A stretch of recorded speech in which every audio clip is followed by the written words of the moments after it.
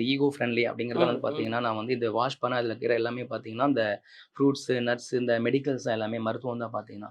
So இது மூலம் நம்ம ஆத்துல வாஷ் பண்ணா கூட அந்த காலத்தில ஏன்ஷியன்ட்டா எப்படி வந்து இது வந்து துணியில சாயம் போட்டாங்களோ, ஆத்துல எடுத்தாங்களோ, அதே மாரி மெத்தட்லாம் நான் நெறைய விஷயங்கள் இதில யூஸ் பண்ணியிருக்கேன்.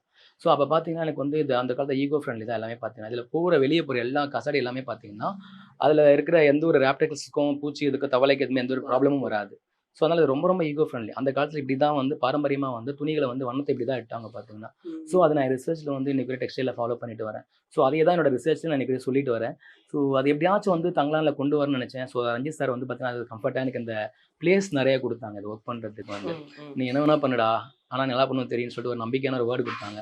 சரி முடிஞ்ச வரைக்கும் நம்ம இதில எவ்வளோ எஃபோர்ட் போட முடியும். ஸோ இதுக்கப்புறம் ஒரு படம் இந்த மாரி கிடைக்காது. அதனால இந்த படத்தில கண்டிப்பா ட்ரை பண்ணி பார்ப்பேன்னு நான் நெறைய விஷயங்கள் எடுத்து என் டீம்லாம் வச்சு நெறைய வந்து காஸ்டியூமர் டீம், என்னோட அசிஸ்டன்ட்ஸ் அப்புறமா எனக்கு வந்து சப்போர்ட்டிவா அ என் சைட்ல ஒரு டீம் இருந்தாங்க.